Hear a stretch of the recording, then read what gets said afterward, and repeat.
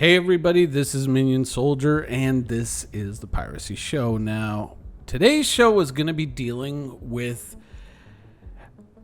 a question that I kind of feel like I don't really have an answer to. I'm not sure which way my opinion is going. I'm very much in the middle of the road on this one. And it has to do with FPS missions. And you're going to see what I'm talking about in just a little bit, but to give you a bit of a running start on this, I'm going out, I'm doing missions, I'm trying to pick up some of these unique pieces of loot, transfer all of it to Grim Hex, and then, just kind of explore what's available, what's possible, and have some fun. Now, usually missions like this, I tend to do them on my alt, but I'm doing them with Minion right now because I haven't run up crime stat. So it's easier, and I have a better selection of ships, obviously, over here. So one of the problems that I have, or not really a problem, one of the things that I'm kind of back and forth on is, on a mission like this, hostiles remaining in the bunker, of course they tell you, don't shoot the friendlies. But the friendlies aren't marked as such. And so we kind of get into a situation where initially you kind of feel a little frustrated by it. Because until you get used to it, you're not really sure which uniform is the bad guys, which uniform is the good guys. It's kind of obvious, but if it's your first time in an area and you're not used to what the security forces look like, it can kind of trip you up. Now, also environmental effects can create a problem in really seeing colors as they would normally appear. Lighting, fog, smoke, things like that can all really screw these things up. So you enter into a very unique situation where, okay, I feel that these ones are kind of obvious, but you're not always sure that that's the case. And so, I don't know, in the beginning, I was kind of like, oh man, these things should all have markers on them, like red for the bad guys, blue for the good guys, or green for the good guys. But the more I thought about it, the more I kind of went, I don't know. Because there's a moment that's going to be coming up in just a little bit where I'm kind of looking around a corner, or I think that moment just went past, where I could have shot the guy, but I wasn't sure. Because he wasn't that well lit, and I can still see him running around here, and there are opportunities to shoot him, but I'm not entirely certain of what I am seeing. And so this is where I kind of, I don't know. I mean, yeah, it could cause that moment of hesitation. There he goes again. But it could also be a good thing that makes the gameplay a little bit more tense. Makes it a little bit more heart pounding. And that's often one of the big problems, especially when you're dealing with PvE gameplay. Well, now we know who the good guys are. But when you're dealing with PvE gameplay, very quickly it can turn formulaic. It can turn predictable. And that's kind of, in a weird way, it kind of becomes comfortable. Yes, I know guys can come through that door, so a guy could just spawn in right behind me at any moment, but here, yeah, pretty sure it's a good guy, but not entirely certain. So you got to kind of watch being around those doors because they can just spawn in there. But here, this is kind of iffy. So I'm not entirely certain, but then I decide, oh, well, rip it and let's see. Yep, okay, it was a hostile. But yeah, so PvE gameplay can very quickly become predictable. And that's good when you kind of want to go out and you want to earn money in, other games, or you want to, let's say you want to hunt pirates in a belt in Elite Dangerous. It can be a good thing when you're trying to get to a certain amount of credits per hour and you're trying to stay in that envelope because you want to earn this and earn that, and you want to know that this gameplay session is probably going to earn you this amount of money. But in a game like Star Citizen, I feel like it's kind of out of place. So in this situation, you could very easily say, oh, I could come in with nothing but heavy armor, and I could be carrying a heavy machine gun that sprays bullets everywhere, or a shotgun or a grenade launcher. But that could come with certain costs, certain legal costs in the game, obviously. But a much more precise silent weapon might be the way that you want to go. And to be perfectly honest, this is kind of... I think that this kind of is better in this game universe. I think this kind of meshes up better with this game universe. Now, of course, if you're playing with friends, you do have an indicator over your friends, over your teammates. Usually. But I do think that overall, that this, the way that it is now, I kind of prefer it. Now, this may, of course, not be to everyone's liking, but remember, we are talking about the defend the outpost type mission. Most of the missions that you're going to encounter on the ground are still going to be fairly predictable.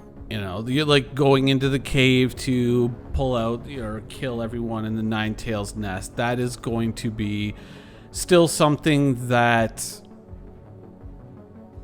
you know, you can kind of go in with the heavy armor and the heavy machine gun and just blast. Or you can go in actually with the sniper rifle and a silencer on it is actually pretty decent because it doesn't alert all the other guys, which is, you know, I really wanted the Coda with a silencer to work, but it seems to take one or two shots with the Coda even to the head to kill an enemy, which is unfortunate. But the sniper rifle, or the A6 sniper rifle specifically, seems to do it in just one. So I do enjoy that as well. But I think what I find more problematic than just the idea that there isn't a marker over the enemy is still the problem of armor kind of working, not working. I wonder, there's still a part of me that wonders if, you know, the idea that, you know, you spray an enemy and he hits you with one shot and you're dead. Actually, I have a really good clip of this. One sec. So here I am. I had, like, this was footage from earlier in the week. Originally, I was going to think this was going to be the background footage for this video. But this is the first bunker that I go in. Okay, there's a body. There's no one. Oh, there's somebody. Empty half a magnum. He gets one shot on me. And the Minion Soldier show was canceled. Like, wow, what a lucky shot. And I was wearing heavy armor. And I had forgot to set my respawn to Grim Hex before that. So this was a little while later, obviously.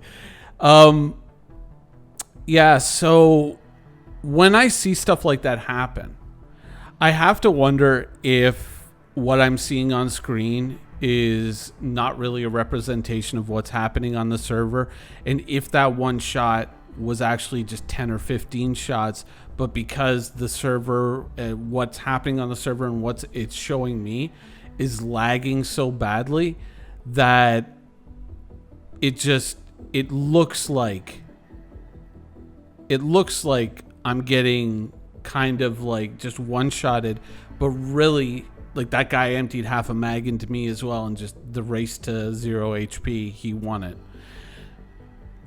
I have to wonder if that's not one of the bigger problems, because often, you know, we get into these weird situations where it's like you're playing the same game on the same day, but you just happen to be on different servers, and the performance is so wildly different that it often becomes very difficult to talk about gameplay mechanics, because the one thing that is invisible to us in terms of a metric that we can kind of look at and say, oh, here's the number, is this server in the toilet or isn't it?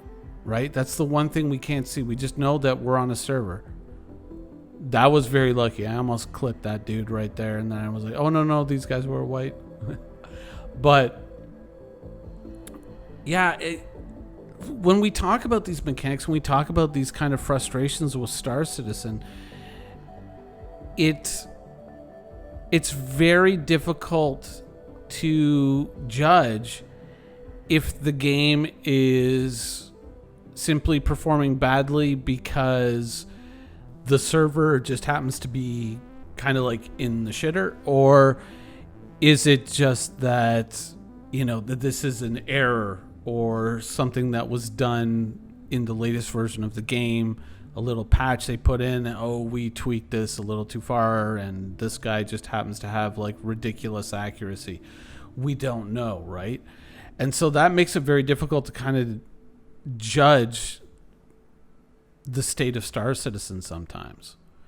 And when we're supposed to be, you know, judging these things and giving feedback, I do think that one indicator that I would like to have in the game is some kind of server health indicator. I know that there'd be like, oh, well, then everyone will just start quitting the server and going elsewhere, and, you know, but yeah, ideally for people to be able to know what the state of the server is in would be a good idea. And so maybe there should also be a button that just says, oh, these people can just quit the server and they don't have to worry about when they try to log into another one of going back to that server. Some function like that would be absolutely incredible to add to the game. I don't know. I just think that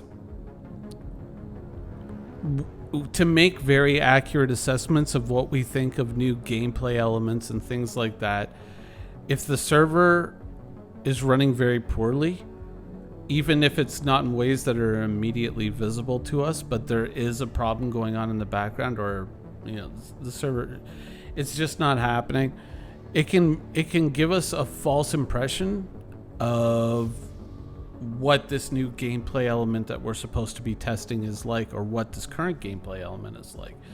And it can also be, you know, it could be something that a new player comes in, they're like, ooh, on a free-to-play weekend, I want to try that Star Citizen thing out, and they come in and they're watching a Microsoft PowerPoint presentation rather than FPS gameplay,